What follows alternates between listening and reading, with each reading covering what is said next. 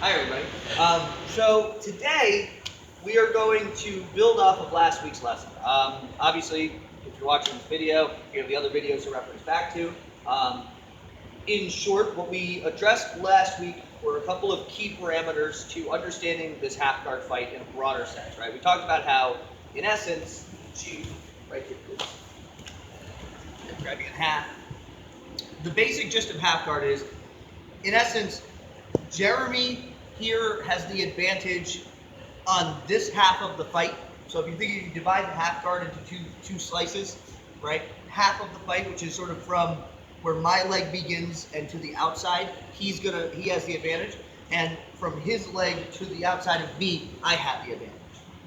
So if you think of it like, like a turf war, this is his neighborhood. If I go into his neighborhood, start dealing on his corners, I'm going to be in trouble. He comes into my neighborhood, starts dealing in my corners, I'm going to be in trouble. Okay? This is very important to understand because quite often when someone recovers a half guard, they end up usually cross the center line, right? So they end up here. And even if I have frames, it doesn't matter how many frames I have, how on my side I am. If he puts his sternum in front of this shoulder, let's say you drift your weight back, and then, yep, exactly, and then he is going to win this battle the vast majority of the time. He certainly has all of the leverage to win this battle, all of the positional advantages on his side. So we talked about how, let's say you're putting your weight on me, I want to work my way to this side of the fight, okay? Now, from here, if he's staying heavy and he's staying low and he's trying to smush me back over, he's going to create the pressure I'm going to need to start working up. And ideally, as I'm coming up, let's say you don't visit, I can bump, shove, and get this back exposure, okay? Now, we're going to work from here today, but the first thing I want to talk about is involving this underhook half fight. So he gets this, let's say he did follow me with that arm, with that sort of, right, we're here. We're not going to spend too much time working this position as far as the primary sweep series. We're going to get into that starting next week. But what I do want to talk about is a little bit of a tactical thing, right? So it's pause, respawn. I'm going to, for those of you in junior mafia or less experienced students, dispel a myth right away that exists in jiu-jitsu thinking. So you can clear your brain of this myth and you can proceed beyond it into the realm of the truth. Right? There is no position that is stable and secure enough that it cannot be compromised by your opponent. There is not a big enough mousetrap. No matter how secure you think your positioning is, no matter how enclasped you are, how positionally sound you are, there's always stuff they can do. If I have Jeremy underneath in half, he can get an underhook and be off the center line and all that good stuff.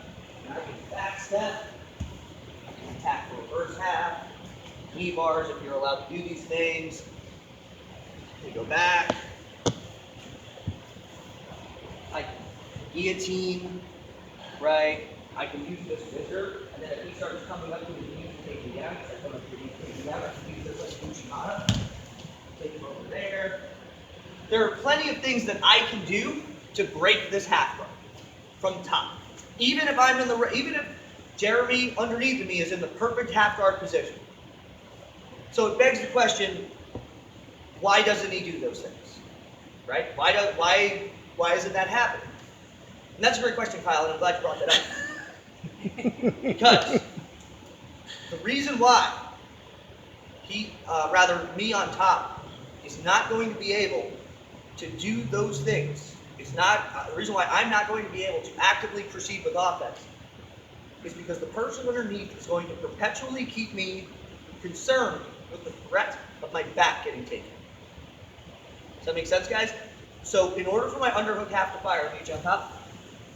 If I think of my underhook half as this sort of stationary position, where if he starts circling backward, he starts doing different things, starts trying to wrap me up with guillotine, right, exactly. If I just think I'm going to hold this and he's just not going to be able to compromise this, guys, that's not really how this functions, right? But here's the thing, it's like you start moving around and stuff. It's like, I start like thinking about bullying him around, he has to deal with that, okay? If he holds on to this whizzer, that's what's going to set up for this underhook half series, but if he doesn't hold on to this whizzer, that's what's going to give me my back exposure. The point being, what I don't do is just got it, underhook half, accomplished. No problems. I'm just going to totally stay here and not have any problems, okay? This dude needs to think that he is in danger of getting swept or his back taken at all times. Now, the start of the sweep will come starting next week. The start of the back take we'll focus on today. So the basic mechanics are, I'm going to rotate to this side. All right, let's think exactly what we're on.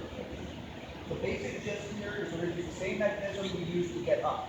I want to use this arm, kind of clotheslining him in the ribs and the lat.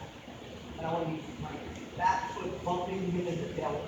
Really more in the butt. Right in the butt. Knee him right in the butt. So I swing and I tuck. My head slips out the back. And immediately, guys, my work is to connect my sternum to their ribs. Does that make sense, y'all? Okay? This is very important because there are some really stupid things that they will try to do that if I don't perpetually create the thread of the back now, or the back tape rather, they'll get away with it. One of the problems I see a lot, oh, there's the camera. Hi. One of the problems that a lot of beginners encounter in underhook half, I'm surprised how often people tell me that this is a problem they encounter, but we're here. I have the underhook, I'm chilling, and then he just like pokes his right knee through and knee cuts. Which is like stupid, but if I do nothing, well yeah, he keeps knee cutting, and then go ahead and keep knee cutting, and then he said, oh, son of a bitch. And now I'm smashed, right? Well, like guys, we'll go back. If I'm here and he starts to do that, go and start to do that, keep going, it's like he's exposing his back to me. So I have to keep that thread alive. Does that make sense, y'all? Okay? So what I want to start out working on, and we'll pair up and just drill this for a little while, is, I'll do this invisible opponent for a moment, is I'm here, I'm holding my underhook half, and I want you to just start out without any context. You're swinging your leg and your arm backward, like imagine you're like a marionette, right? They're connected by strings. Puppets on strings. Swing back, and then a big bump. And as I bump, I kind of rotate. I use that. You see that momentum? To rotate myself outward. That's going to give me the angle to slip my head out. And then play around with your partner, trying to like mobilize and just feel what it feels like to just keep hitting them. You notice how like even when Jeremy was holding that whizzer, it's like he's got to lock himself into position. He can't. If he just relaxed, his back will get exposed. He has to be here. He can't be thinking backstep. He can't be thinking guillotine. He can't be thinking counters. He's thinking, oh gosh, I got to hold on to this. So I'll show that one more time. Do you want to see it in the Jeremy? Cool.